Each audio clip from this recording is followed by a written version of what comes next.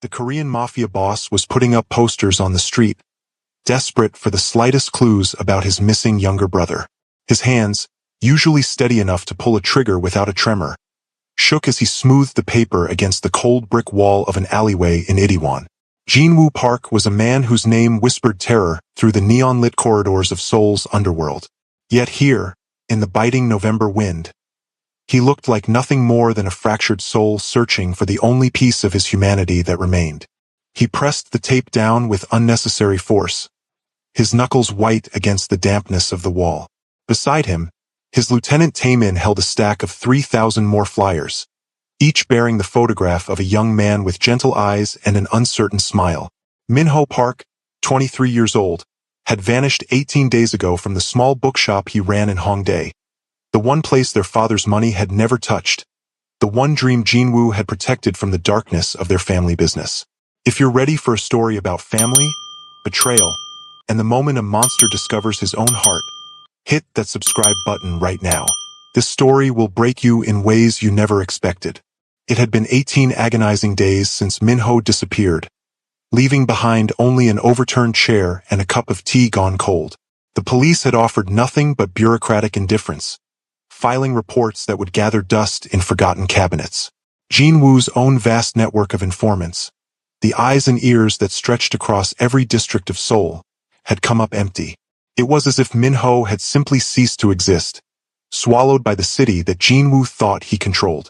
The weight in his chest was suffocating, a mixture of rage and a hollow, gnawing grief that he had never allowed himself to feel before. He looked at the face on the poster, the younger brother he had raised after their parents died in a house fire 20 years ago. Minho had been only 3 years old then, small enough to carry, light enough to save. Jinwoo had been 13, already hard enough to drag them both out of the flames, already cold enough to survive what came after. "We will find him, boss," Taemin whispered, though the uncertainty in his voice betrayed him. The words had become a mantra over the past 18 days, repeated so often they had lost all meaning. Jinwoo didn't respond. He simply grabbed another poster, his eyes scanning the indifferent crowd passing by on the rain-slicked street. Every face was a stranger, every shadow a potential threat, and every second that ticked by felt like a physical blow to his ribs. He was the king of an empire built on blood and fear, a man who had clawed his way from the ashes of that burning house to the top of Seoul's criminal hierarchy. He owned politicians, controlled shipping routes, and commanded the loyalty of 300 men who would die at his word. Yet he was powerless to find the one person who gave his life meaning, the one person he had sworn to protect above all else. The rain began to fall harder, a cold assault that threatened to turn the paper in his hands to pulp, mirroring the disintegration of his hope. He stared at the empty street, the flickering neon signs casting long, distorted shadows that seemed to mock his desperation. Jinwoo had built his empire on the principle that everything could be taken, everything could be controlled, everything had a price. But the universe was teaching him a cruel lesson in the currency of helplessness. He was a man who took what he wanted, who commanded legions, who made problems disappear with a phone call. But tonight, standing in the rain with soggy posters in his scarred hands, he was just a brother lost in a world that had suddenly become much too large and much too quiet. The bell above the small cafe door chimed with a bright, cheerful ring as Jinwoo stepped inside, seeking a moment of shelter from the downpour that had turned Seoul's streets into rivers. The warmth hit him immediately, along with the smell of fresh coffee and cinnamon pastries, a stark contrast to the sterile luxury of his penthouse in Gangnam. The cafe was small, wedged between a vinyl record shop and a vintage clothing store, the kind of place that attracted university students and artists, people whose lives were blessedly uncomplicated by the weight of violence. Behind the counter stood a young woman arranging cups with practiced efficiency. Her rich brown skin glowed under the warm pendant lights, and her natural hair was pulled back into a ponytail that swayed as she moved. She wore a simple black apron over a cream-colored sweater, and when she looked up at the sound of the bell, her eyes were the warmest brown Jinwoo had ever seen. This was Keisha Thompson, 28 years old, an English teacher from Atlanta who had come to Seoul 3 years ago to escape the suffocating grief of losing her younger sister to gun violence. She had needed to be somewhere where nothing reminded her of Jasmine's laugh, where the streets didn't echo with the ghost of a girl who would never grow up. Seoul had been random, a pin dropped on a map, but it had become home in the way that broken people sometimes find sanctuary in the unfamiliar. She taught at a private language academy during the week and worked at this cafe on weekends, saving money with no particular goal except the vague notion that someday she might feel whole enough to return to a life that made sense. Keisha looked up as the drenched man entered, and her breath caught slightly. He was tall, powerfully built, wearing an expensive black coat that was soaked through. But it wasn't his appearance that stopped her. It was the look in his eyes, a desperation so profound it seemed to pull all the light from the room. In his hand, he clutched a crumpled, rain-damaged poster. She recognized that look. She had worn it herself for months after Jasmine died. That expression of someone searching for something they would never find. Her heart did a strange, painful twist in her chest as she watched him stand there, water dripping onto the worn wooden floor, his eyes scanning the cafe as if he didn't quite know where he was. Keisha's gaze fell to the poster in his hand, and the world tilted sideways. She had seen that face every single day for the past 2 weeks. She had made that face breakfast this morning, scrambled eggs with too much pepper the way he liked them. She had listened to that face read poetry out loud in Korean while she corrected English essays at her small kitchen table. That face was currently in her apartment 3 blocks away, probably reading one of the philosophy books he loved, wrapped in the oversized blanket she had given him because he was always cold. She froze, the coffee cup in her hand hovering in midair. Her heart began to hammer against her ribs, a frantic rhythm that made her breath hitch. She looked at the man more carefully now, noticing the hardness in his jaw, the profound exhaustion etched into the corners of his eyes, the way his free hand was clenched into a fist so tight his knuckles had gone white. He didn't look like a customer. He looked like a man standing on the edge of a precipice, one breath away from falling into an abyss that would swallow him whole. Keisha's mind raced back to 2 weeks ago, to the rainy Tuesday evening when she had found the young man huddled in the doorway of a closed shop near Hongdae Station. He had been soaking wet, shivering violently, his eyes wide with terror that seemed to exist beyond the physical cold. When she had approached him, asking in her careful Korean if he needed help, he had flinched so hard he hit his head against the metal door behind him. There was a fresh bruise blooming on his temple, and his hands were scraped raw. He had looked at her with the eyes of a frightened animal, unable or unwilling to speak. She had tried calling the police, but he had grabbed her wrist with surprising strength, shaking his head frantically, tears streaming down his face. The word he had managed to choke out over and over was a single syllable that sounded like no, no, no. Something in Keisha's chest had cracked open at that moment. She saw Jasmine in his terrified eyes, saw every lost and frightened person she had failed to save, including herself. So she had made a choice that defied all logic and self-preservation. She had taken off her coat and wrapped it around his shoulders. She had helped him stand on shaking legs. And she had brought him home to her tiny apartment, this stranger who couldn't or wouldn't tell her his name.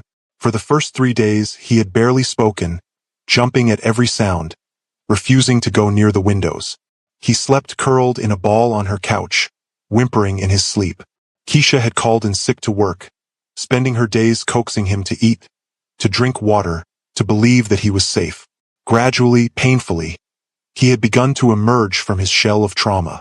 His name was Minho, he had finally whispered on the 4th day. He loved books and hated violence and had dreams of opening a bookshop that sold only poetry. He had a brother, but he couldn't talk about his brother. His face would close up and terror would flood back into his eyes whenever the subject arose. Keisha had learned not to push, had learned to let him exist in the small safe bubble of her apartment, where the past couldn't reach him. Over the past 2 weeks, she had watched him slowly come back to life. He had started smiling, had started reading to her from Korean poetry collections, translating the beautiful, mournful verses into halting English. He had told her about his bookshop, about the customers who came looking for solace between pages, about the life he was building that was gentle and kind. And now, standing behind the counter of this cafe, Keisha understood with a sickening clarity that the man in front of her, this desperate, dangerous-looking man with a poster bearing Minho's face, was the brother that Minho was terrified of, the brother that had driven him into the rain-soaked night, bruised and broken and unable to speak. Every protective instinct in Keisha's body screamed at her to stay silent, to let this man leave, to protect the frightened young man who had become something like family to her. But she looked at the poster again, at the anguish carved into this stranger's face, and she saw something that gave her pause. This wasn't the face of someone who had hurt Min-ho. This was the face of someone who was being destroyed by his absence. Keisha set down the coffee cup, her hands trembling slightly. She stepped around the counter, her voice coming out softer than she intended, barely audible over the jazz music playing from the cafe speakers. "Sir," she began, her eyes locking onto his. "That young man, I know where he is." The words hung in the air between them like a held breath. Jinwoo spun around so fast that Taemin, who had been standing by the door, instinctively reached for the weapon concealed beneath his jacket. The world seemed to stop, the hiss of the espresso machine and the murmur of the other cafe patrons fading into a dull roar in Jinwoo's ears. He stared at this woman, this stranger with kind eyes and an American accent, trying to process the words she had just spoken. "What did you say?" His voice came out as a rough whisper, barely controlled. "Tell me again. Where is my brother?" The desperation in his tone was so raw, so completely stripped of the commanding authority he usually wielded, that several customers turned to look. Keisha saw the tears gathering in his eyes, saw the mask of the dangerous man beginning to crumble to reveal something much more vulnerable underneath. "He's safe," Keisha said quietly, her hands coming up in a calming gesture. "He's been staying with me for 2 weeks. I found him near Hongdae Station. He was hurt and scared." And she paused, choosing her words carefully. "He couldn't tell me what happened. But I couldn't just leave him there. I took him home." Jinwoo's knees nearly buckled. He reached out, gripping the edge of a nearby table to steady himself, his breath coming in sharp, painful gasps. Taemin moved closer, concerned, but Jinwoo waved him away with a shaking hand. The relief that flooded through him was so intense it was almost painful, a physical wave that threatened to drown him. For 18 days, he had imagined every horrible possibility. Min-ho dead in a ditch, Min-ho tortured by rivals, Min-ho sold into some nightmare that Jinwoo's own dark imagination could conjure. But he was safe. He was with this woman who smelled like coffee and kindness, who had taken in a terrified stranger and asked for nothing in return. "Take me to him," Jinwoo said, and it wasn't a command despite his attempt to make it sound like one. It was a plea, desperate and broken. "Please, right now." Keisha hesitated, studying his face. She saw the same desperate love there that she had felt for Jasmine, the kind of love that would burn the world down to keep someone safe. But she also saw something else, something harder and more dangerous lurking beneath the surface. "Min-ho is very fragile right now," Keisha said carefully. "Whatever happened to him, it left him traumatized. If you're the reason he was hurt, if you're the reason he's afraid, then I won't." Jinwoo cut her off, his voice cracking. "I would never hurt him. Never. He's my brother. He's all I have. Please." The sincerity in his voice, the naked pain, convinced her. Keisha nodded slowly, untying her apron. "Let me tell my manager I need to leave," she said. "Wait here." As she walked to the back room, Taemin leaned close to Jinwoo, his voice low. "Boss, this could be a trap. We should bring more men, secure the location first." Jinwoo shook his head, water droplets flying from his dark hair. "No. If she wanted to harm us, she wouldn't have told me anything. She would have let me walk out into the rain and keep searching forever. This woman, she saved him when I couldn't." When Keisha returned, pulling on a raincoat, she led them out into the downpour. The walk to her apartment felt like an eternity to Jinwoo, every step a battle between hope and fear. What if Min-ho didn't want to see him? What if his brother looked at him with hatred or fear? What if Jinwoo's world, the violent empire he had built, had finally destroyed the one pure thing he had tried to protect? They walked through narrow streets, past convenience stores and late-night restaurants, the neon signs reflecting in puddles that had become small lakes. Keisha led them to an older building, the kind that had been built in the 70s and showed its age in every crack in the concrete. She climbed the stairs to the 3rd floor, Jinwoo and Taemin following in tense silence. When she reached her door, she turned to face Jinwoo, her expression serious. "He's been through something terrible," Keisha said quietly. "Please be gentle." Don't push him to talk about what he's not ready to share. Jin-woo nodded, his throat too tight for words. His heart was pounding so hard he could feel it in his temples, in his fingertips, in every nerve of his body. Keisha unlocked the door and pushed it open.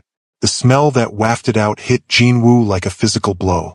It was the smell of jasmine tea and old books, of safety and warmth, of everything he had tried to preserve in Minho's life despite the darkness of his own.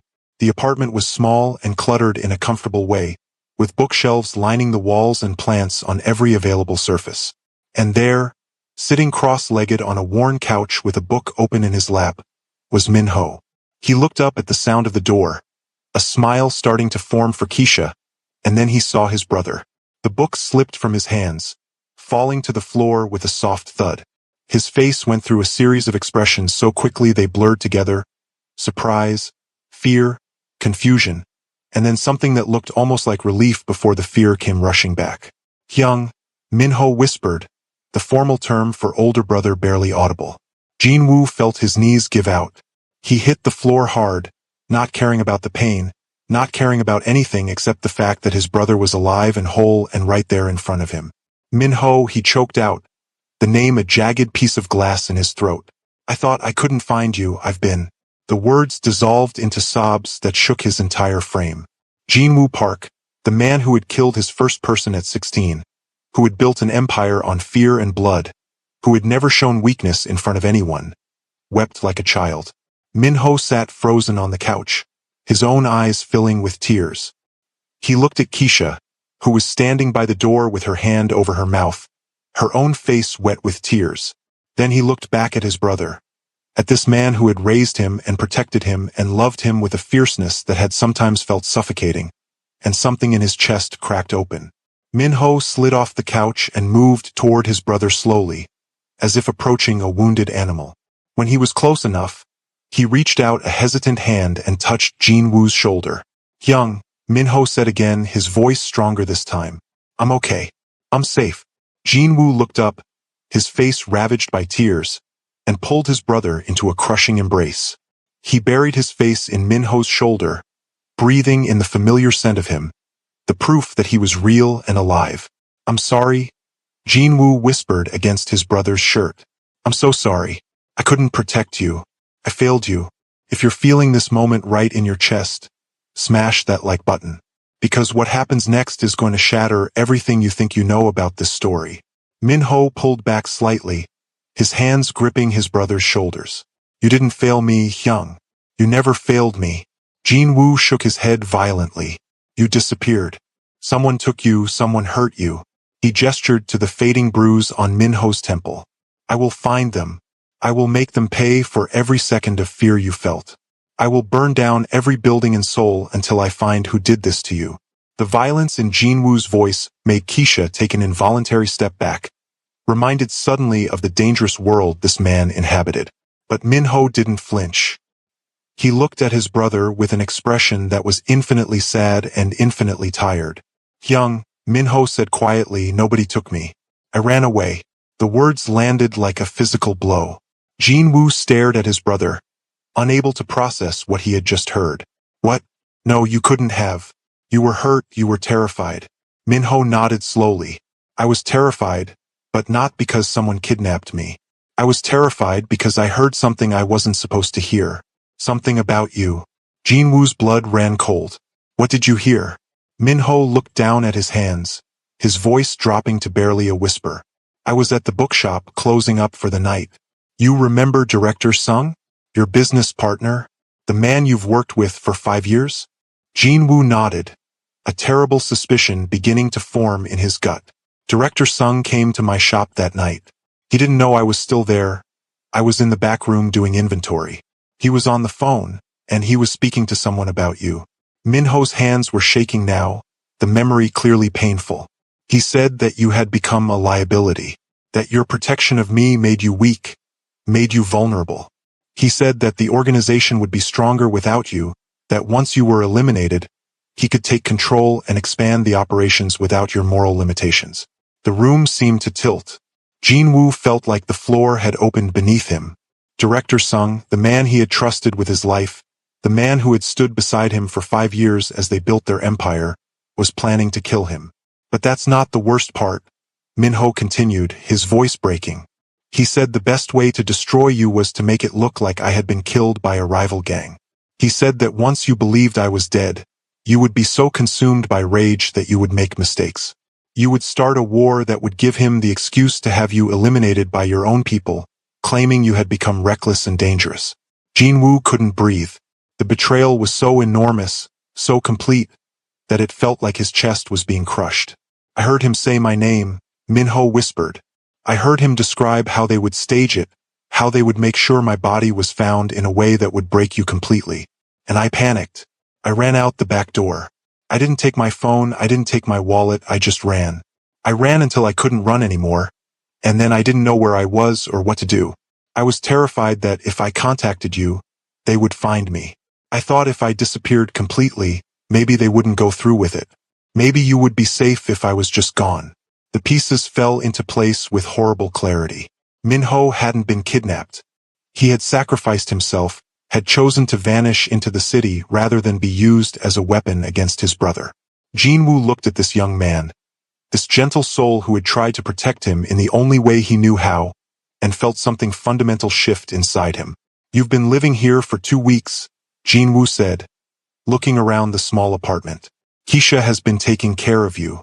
Minho nodded, turning to look at Keisha with an expression of deep gratitude. She found me when I had nothing. She gave me food and shelter and safety. She asked for nothing in return. She didn't even know who I was. Jinwoo stood slowly, his legs unsteady. He walked over to Keisha, who was watching the scene with wide eyes, clearly overwhelmed by the revelation of betrayal and violence that had just unfolded in her living room. He stopped in front of her and bowed deeply, a gesture of profound respect that made Taemin's eyes widen in shock. You saved my brother's life, Jinwoo said, his voice thick with emotion. You protected him when I couldn't. You gave him sanctuary when the world he knew had turned into a nightmare. There are no words adequate to thank you for this. Keisha shook her head, uncomfortable with the intensity of his gratitude. I just did what anyone should do. He needed help, I helped him. But that's not true, Jinwoo said, straightening. Most people would have walked past. Most people would have called the authorities and moved on with their lives. You took him into your home. You gave him your time, your resources, your care. You risked yourself for a stranger. That is not something just anyone would do. He paused, his expression becoming more serious. And now, because you did that kindness, you are in danger. If Director Sung discovers that Minho is alive, if he finds out you have been sheltering him, he will come for you. He will not hesitate to kill you to tie up this loose end. The color drained from Keisha's face. I don't understand. Why would anyone want to hurt me? I'm just a teacher. I'm nobody. You're the person who knows the truth, Jinwoo said grimly. You're the person who can testify that Minho was hiding from a threat, that he was running from something specific. You're a witness, and in my world, witnesses don't live long. Keisha felt her legs go weak. She sat down heavily on the arm of the couch, her mind racing. I didn't ask for any of this. I just wanted to help. I know, Jinwoo said gently, but good intentions don't protect you from bad men. From this moment on, you are under my protection. You will come with us. You will stay somewhere safe until I can eliminate the threat. Eliminate the threat, Keisha repeated, her voice hollow. You mean kill him? Kill Director Sung and anyone else involved in the plan to use Minho against you. Jinwoo didn't deny it. Yes, this is the world I live in. This is the only language that men like Director Sung understand. If I show mercy, if I show weakness, they will see it as an invitation to try again. The only way to keep Minho safe, to keep you safe, is to remove the threat permanently. Keisha looked at Minho, who was sitting on the couch with his head in his hands. Is this what you want? She asked him. For your brother to kill people because of you? Minho looked up, his eyes red from crying. I don't want anyone to die. But I also know my brother. I know the world he lives in. If Director Sung isn't stopped, he won't stop with just trying to kill Hyung. He'll keep going until he has eliminated everyone who might threaten his control. Including me. Including you now. I hate it, but I understand it. Keisha felt like she was standing at a crossroads, looking down two paths that both led to darkness. On one side, she could refuse Jinwoo's protection, could try to go back to her normal life and pretend that the past 2 weeks hadn't happened. But she knew, deep in her bones, that this director Sung would find her eventually. Men who planned murders didn't leave loose ends. On the other side, she could accept Jinwoo's protection, could enter his world of violence and fear, could become complicit in the deaths that would follow. The choice felt impossible, a betrayal of everything she believed in. But then she looked at Min-ho, at this gentle young man who had read her poetry and helped her cook dinner and slowly healed in the safety of her small apartment. She thought about Jasmine, about how she would have done anything, would have made any choice to keep her sister safe. Okay, Keisha said quietly. I'll come with you, but I have conditions. Jinwoo raised an eyebrow, surprised. You're in no position to negotiate conditions. Maybe not, Keisha said, her voice growing stronger. But I'm doing it anyway. First, Min-ho gets to choose what happens next. If he wants to stay hidden, you let him stay hidden. If he wants to leave Seoul entirely, you help him do that. You don't force him into your world just because it's easier for you. Jinwoo looked at his brother, then back at Keisha. Agreed. Second, you don't hurt anyone who isn't directly involved in the plot against you. No collateral damage. No killing someone just because they might know something.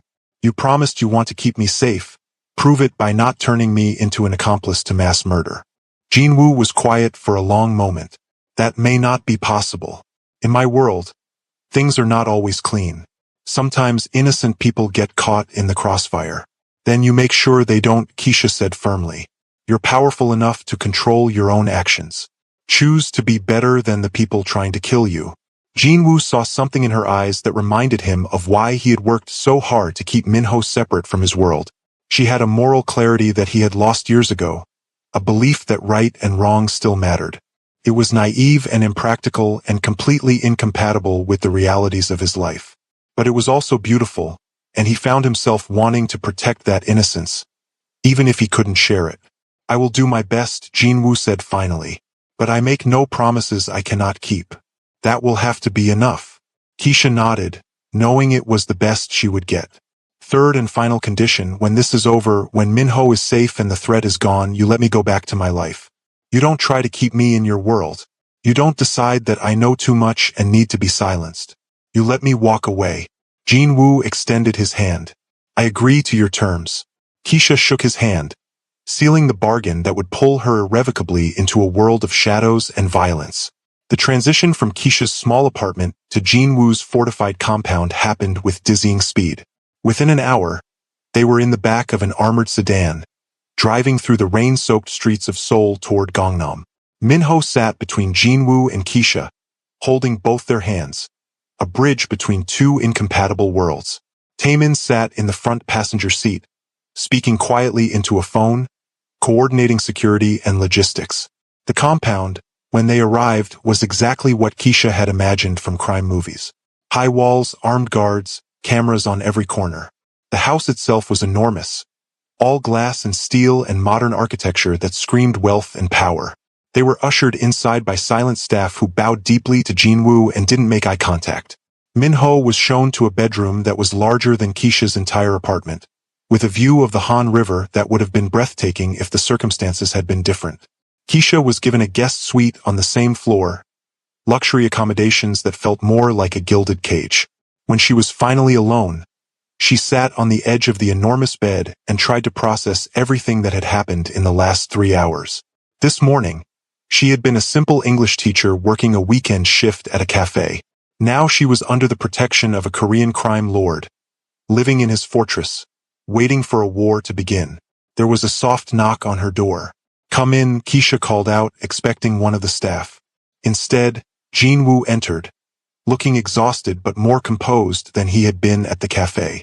He had changed out of his wet clothes into a simple black shirt and pants, and his hair was damp from a recent shower.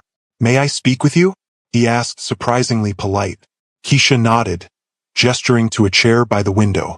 Jinwoo sat down heavily, the weight of the world visible in every line of his body. I need to explain something to you, he began, about why Min-ho's safety is so important to me. Why I have worked so hard to keep him separate from my business. Keisha listened quietly as Jinwoo told her the story of the fire, of pulling his 3-year-old brother from the flames while their parents burned. He told her about the years of poverty that followed, about how he had turned to crime not out of ambition but out of desperation to feed and clothe a small child. He told her about the first time he had killed someone, a rival gang member who had threatened Minho when he was 7 years old. He told her about the moment he had decided that Minho would never know this world, would never be tainted by the blood on Jinwoo's hands. I gave him everything I never had, Jinwoo said quietly. Education, safety, the freedom to pursue dreams that had nothing to do with survival. I kept him away from my business so completely that most of my associates didn't even know I had a brother. It was the one good thing I ever did, the one piece of my soul that stayed clean. And now that sanctuary has been shattered because someone I trusted decided to use my love against me. Keisha felt an unexpected sympathy for this man. She had assumed he was simply a monster, but the truth was more complicated. He was a monster who loved his brother, a killer who had tried to protect innocence even while destroying it in others. What will you do now? Keisha asked. Jinwoo's expression hardened. Tomorrow I will call a meeting of my inner circle. I will tell them that Minho has been found safe. I will watch their reactions carefully. Director Sung doesn't know that Minho heard his conversation, doesn't know that his plan has been exposed. He will react to the news of Minho's return, and that reaction will tell me everything I need to know about who else is involved.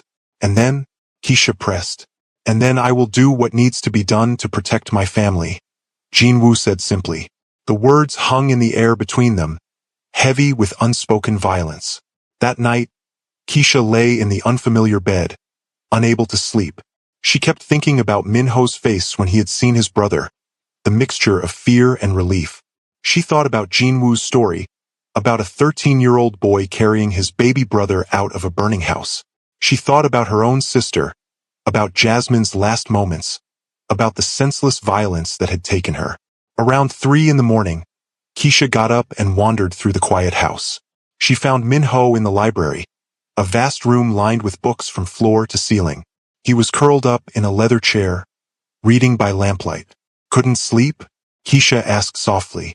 Minho looked up, managing a weak smile. Too many memories. Too many thoughts. This house, I grew up here, but it never felt like home. It always felt like Hyung's fortress, the place where he kept me safe from the world he worked in. Keisha sat down in the chair across from him. Are you angry at him? For the life he chose?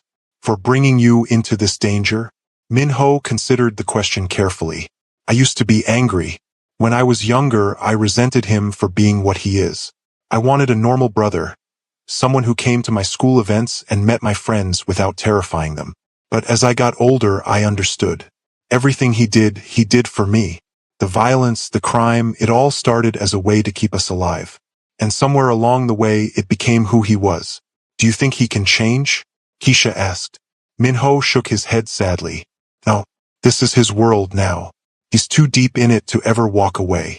The best I can hope for is that he survives it, that he doesn't let it destroy him completely. That's why I wanted the bookshop, why I built a life so separate from his. I wanted to prove that we could both exist, that his choices didn't have to define my entire world. Keisha understood that desire all too well. She had come to Seoul for the same reason, to build a life separate from the violence that had defined her for too long. The next morning, Jinwoo gathered his inner circle in the compound's conference room. 8 men sat around a polished table, all of them senior members of his organization. Director Sung was among them, a man in his 50s with silver hair and a face that projected calm competence. He had been Jinwoo's right hand for 5 years, the architect of their expansion into legitimate businesses that laundered their criminal proceeds. Taemin stood against the wall, his hand resting casually near his concealed weapon, watching everyone carefully. I have called you here with good news, Jinwoo began, his voice betraying none of the tension he felt. My brother Minho, who has been missing for 18 days, has been found. He is alive and well. The reactions around the table varied. Some men showed genuine relief, others mild interest. But Director Sung's face did something very subtle, very quick. His eyes widened for a fraction of a second, and his hand twitched toward his phone before he caught himself. It was enough. Jinwoo saw it. and he knew with absolute certainty that Min-ho had told the truth. That is wonderful news, Director Sung said smoothly. His composure recovered. Where was he found? What happened to him? He was staying with a kind stranger who helped him when he was in distress, Jin-woo said, watching the man's face carefully. He had some trouble, became confused and frightened. But he is safe now, here with me. Director Sung nodded, but Jin-woo could see the calculations happening behind his eyes. The man was trying to figure out how much Min-ho remembered, whether his plan had been exposed. I would like to see him, Director Sung said, to welcome him back personally. I'm sure he would appreciate that, Jin-woo replied, his voice carefully neutral. Perhaps later this week, once he has had time to rest and recover. The meeting continued with discussion of various business matters, but Jin-woo's attention was focused entirely on Director Sung. He watched the man's hands, the way they occasionally trembled slightly. He watched his eyes, the way they kept darting to the door as if calculating escape routes. He watched his breathing, shallow and controlled, the breathing of someone under immense stress. After the meeting concluded and the men began to file out, Director Sung lingered. Jin-woo, might I have a private word? Of course, Jin-woo said, gesturing for Tae-min to stay. Whatever you wish to say, you can say in front of Tae-min. Director Sung hesitated, then nodded. I wanted to express my relief that Min-ho has been found. I know how worried you have been. In fact, I have been conducting my own investigation into his disappearance. I have some information that you might find disturbing. Jin-woo felt his muscles tense. Oh? What information is that? I have reason to believe that Min-ho's disappearance was not random, Director Sung said carefully. I believe it may have been orchestrated by rivals who sought to use him as leverage against you. I have been gathering evidence, and I think I have identified the parties responsible. Jin-woo felt a cold fury building in his chest. The audacity of this man, to stand here and fabricate a story, to try to redirect suspicion onto innocent parties. Who do you suspect? Director Sung pulled out his phone, scrolling through what looked like documents. The Red Phoenix gang has been making moves into our territory. I believe they took Min-ho as part of a larger plan to weaken your position. I have locations where I believe they are holding evidence of their involvement. It was a masterful performance. Director Sung was trying to manipulate Jin-woo into starting a war with a rival gang, exactly as Min-ho had overheard. The violence would give Director Sung the perfect cover to eliminate Jin-woo, claiming he had become too reckless, too consumed by revenge. Tell me, Jin-woo said quietly, when did you begin this investigation? Director Sung smiled. The moment I heard Min-ho was missing. I knew how important he is to you. I wanted to help in any way I could. Jin-woo stood slowly, walking around the table toward Director Sung. The older man's smile faltered slightly as Jin-woo approached. You have been very thorough, Jin-woo said. Very dedicated. It almost sounds as if you knew where to look before Min-ho even disappeared. Director Sung's face went pale. I don't understand what you mean. I think you understand perfectly, Jin-woo said, his voice dropping to a deadly whisper. I think you knew exactly where to look because you were the one who planned it. You were the one who decided that my love for my brother made me weak. You were the one who thought you could use Min-ho's death to destroy me. Director Sung stepped back, his hand reaching into his jacket. He never completed the motion. Tae-min moved with lethal speed, his weapon drawn and pressed against the back of Director Sung's head before the older man's fingers even touched his own gun. I would recommend staying very still, Tae-min said calmly. Jin-woo reached into Director Sung's jacket and removed his weapon, a small pistol that he placed on the table. Now, Jin-woo said, his voice still eerily calm, you are going to tell me everything. Who else is involved in your plan? Who else knows about your intention to kill me and blame it on my reaction to Min-ho's death? Director Sung's composure finally cracked. His face twisted with a mixture of fear and rage. You were supposed to be broken by now, he hissed. You were supposed to be consumed by grief, making reckless decisions that would justify your removal. But that stupid boy ran instead of dying like he was supposed to. He ruined everything. The admission hung in the air like poison. So you admit it, Jin-woo said. You admit you planned to kill my brother, to use his death as a weapon against me. Director Sung laughed, a bitter, broken sound. Of course I planned it. You have become a liability to this organization. Your sentimentality, your protection of that weak boy, it makes you vulnerable. Real power requires the willingness to sacrifice anything, anyone. You have never understood that.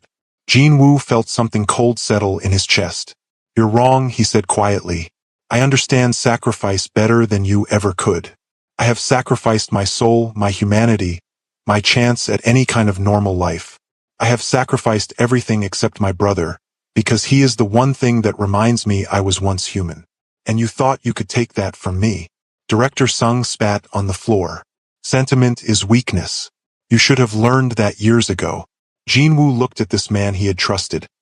This man who had stood beside him for 5 years, and felt nothing but a cold, clinical need for this threat to be removed. Take him to the lower level, Jinwoo ordered Taemin. I want a full list of everyone involved in this plot. Everyone who knew, everyone who helped, everyone who planned to benefit from my death. And then I want you to make examples of them. Examples that will ensure no one ever thinks to betray this family again. As Taemin dragged Director Sung from the room, the man screamed threats and curses, his composure completely shattered. Jinwoo stood alone in the conference room, feeling the weight of what was about to happen. He knew what Taemin would do in the lower level, knew the kind of information extraction that would occur. He knew that by tomorrow, Director Sung and his co-conspirators would be nothing but a message to anyone else who might consider betrayal. He walked slowly back to the residential wing of the compound, his mind a tangle of dark thoughts. When he reached Minho's room, he found his brother sitting with Keisha, both of them looking up as he entered. It's done, Jinwoo said simply. Director Sung has confessed. He and everyone involved in the plot will be dealt with by morning. Minho's face went pale. Dealt with? You mean killed? Yes, Jinwoo said, not bothering to soften the truth. They plan to kill you, to use your death to destroy me. I will not allow them to live with that knowledge, with that intention. I will not spend the rest of my life waiting for them to try again. Keisha stood up, her expression troubled. There has to be another way. You could go to the police, you could. Jinwoo cut her off with a harsh laugh. The police? Half of them are on Director Sung's payroll. The other half wouldn't care about gang violence. No, the only justice in my world is the justice I create. Minho looked at his brother with infinite sadness. I never wanted this. I never wanted people to die because of me. You didn't cause this, Jinwoo said firmly. Director Sung's ambition caused this. His greed, his willingness to kill an innocent person to gain power, that's what caused this. You are the victim here, not the catalyst. But I am the catalyst, Minho said quietly. If I didn't exist, if you didn't love me, you would be safer. You would be the ruthless leader they expected, the man who couldn't be manipulated through emotion. Maybe you would be better off if I really had disappeared.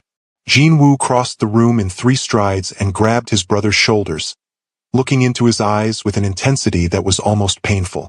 Don't ever say that. Don't ever think that. You are the only thing in this world that makes me human. You are the only reason I have any conscience left at all. Without you, I would be nothing but a monster. I would be exactly the kind of man who would kill his own brother if it served his ambition. The room fell silent. Keisha watched the 2 brothers, seeing the complexity of their bond, the way love and violence were so tangled together in their lives that they couldn't be separated. She thought about her own life, about the choices she had made, about the violence that had taken Jasmine from her.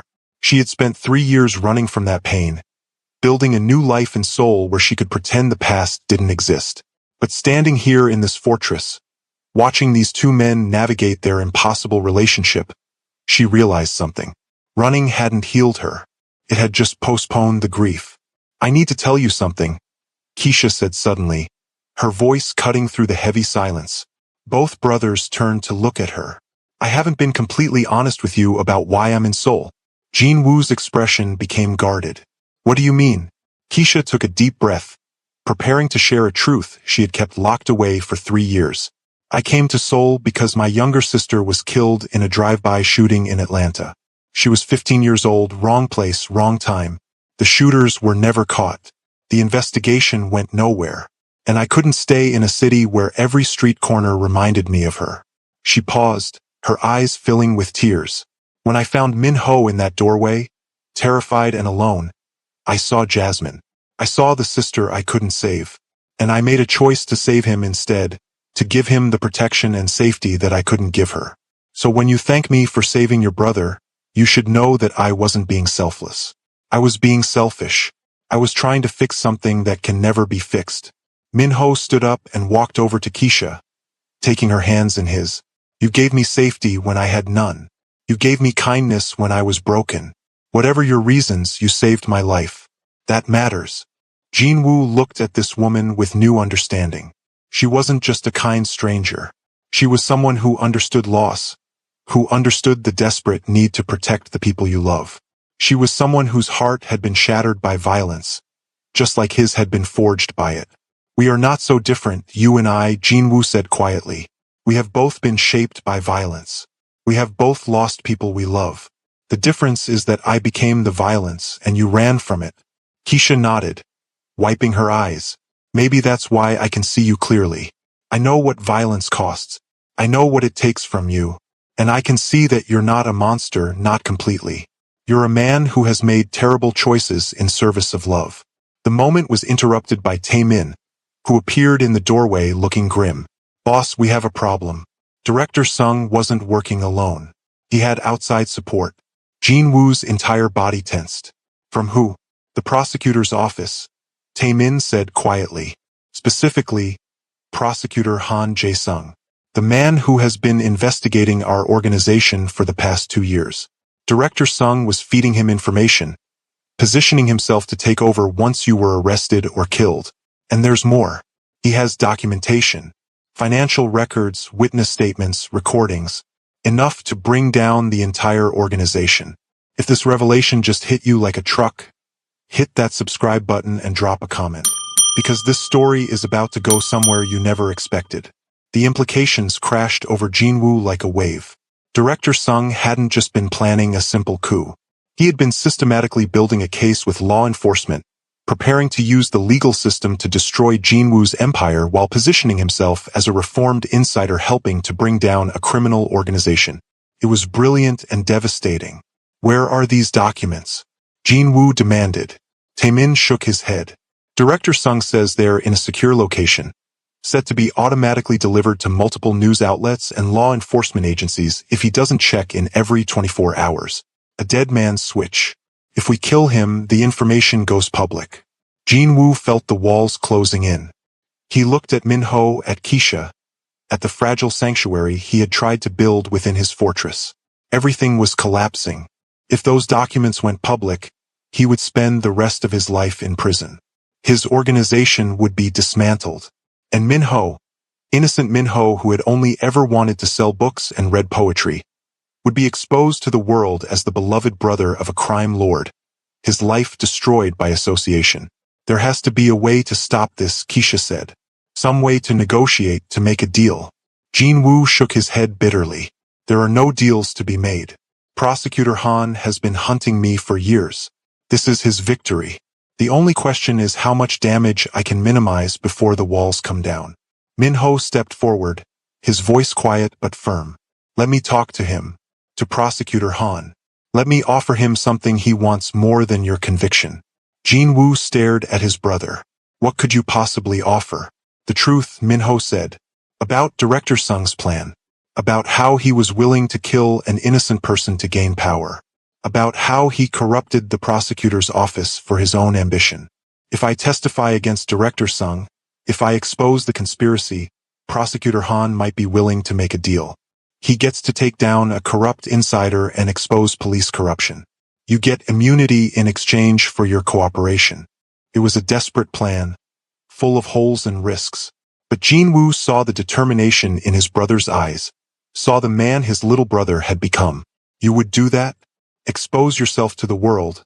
Put yourself in the crosshairs of every person who wants revenge against our family? For me? Minho smiled sadly. You carried me out of a fire when I was 3 years old. You raised me, protected me, gave me every opportunity you never had. This is the one thing I can do to protect you. Let me carry you for once. The meeting with Prosecutor Han Jae-sung was arranged for the following evening, in a neutral location, a private room at a high-end hotel. Jinwoo, Min-ho, Keisha, and Taemin arrived to find the prosecutor already there. A man in his 40s with sharp eyes and an expression of barely contained triumph. "So, the great Jinwoo Park comes to negotiate," Prosecutor Han said, his voice dripping with satisfaction. "I never thought I would see this day." "Save your gloating," Jinwoo said coldly. "We have a proposition." Min-ho stepped forward before his brother could continue. "Prosecutor Han, my name is Min-ho Park. I am the person who was the target of Director Sung's murder plot. I heard him on the phone planning my death and my brother's assassination. I am willing to testify to everything I heard, to provide you with a witness to conspiracy to commit murder." Prosecutor Han leaned back in his chair, studying Min-ho carefully. "And what do you want in exchange for this testimony?" "Immunity for my brother," Min-ho said firmly. "Full immunity from prosecution for any crimes he may have committed prior to this moment. In exchange, he will cooperate with your investigation into Director Sung and any other corrupt officials who were involved in this plot." The prosecutor laughed, a harsh, bitter sound. "You think I would give up years of work, years of building a case against one of Seoul's most dangerous crime lords, in exchange for one relatively minor conspiracy case?" Min-ho didn't flinch.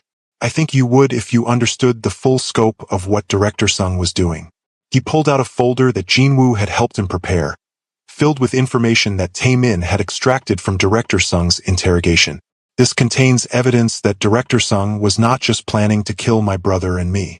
He was also embezzling funds from the organization, laundering money through offshore accounts, and bribing multiple judges and police officials. Some of those officials are people you work with, people you trust. If you prosecute my brother, this information dies with him. But if you grant him immunity, you get access to all of it.